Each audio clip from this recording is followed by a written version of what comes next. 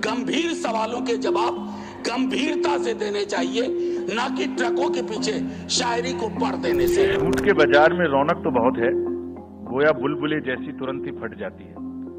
पकड़ भी लोगे तो क्या हासिल होगा सिवाय धोखे के। ईपीआईसी कार्ड्स के मद्देनजर जो चीजें हो रही हैं डुप्लीकेशन को लेकर के, वो सबके लिए चिंता का विषय है सर।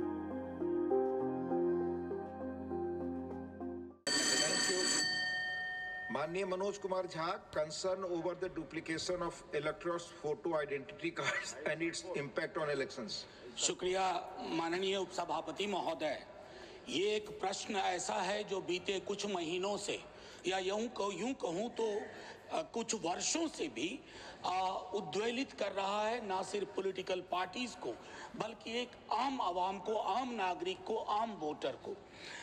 माननीय उपसभापति महोदय, आर्टिकल 324 की जब रचना हो रही थी तो संविधान सभा की बैठकों में कई तरह के सुझाव आए और कई तरह की शंकाएं भी व्यक्त की गई, और उसके मद्देनजर आर्टिकल 324 में दो महत्वपूर्ण चीजें हैं: conducting free and fair election और लेवल प्लेइंग फील्ड।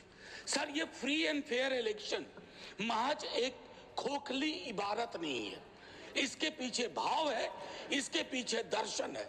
हाल के दिनों में ईपीआईसी कार्ड्स के मद्देनजर जो चीजें हो रही हैं डुप्लीकेशन को लेकर के, वो सबके लिए चिंता का विषय है सर।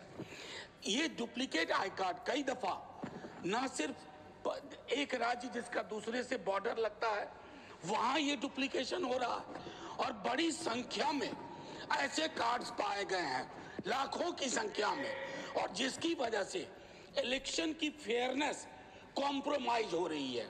माननीय उपसभापति महोदय, ईपीआईसी कार्ड, एपिक कार्ड के पहले 3 अक्षर असेंबली कॉन्स्टिट्यूएंसीज को डिनोट करते हैं, लेकिन ऐसा पाया गया है कि उसी राज्य की डिफरेंट असेंबलीज में वो 3 अक्षरों की पुनरावृत्ति होती है और अलग अलग राज्यों में होती है।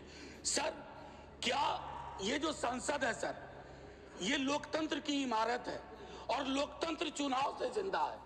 अगर चुनाव की पद्धति और प्रक्रियाएं कॉम्प्रोमाइज की जाएंगी, उसमें से फ्रॉड की बू आएगी, तो सर कुछ भी नहीं बचेगा।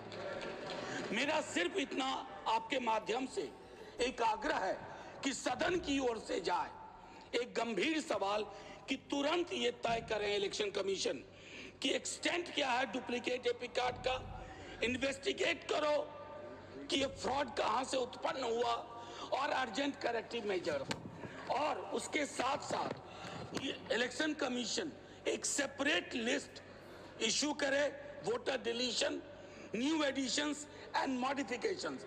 सर ये इतने गंभीर प्रश्न हैं, जब ये शंका व्यक्त होती है, इनका जवाब सस्ती शायरी नहीं हो सकती है। गंभीर सवालों के जवाब गंभीरता से देने चाहिए, ना कि ट्रकों के पीछे शायरी को पढ़ देने से। Thank you sir. धन्यवाद।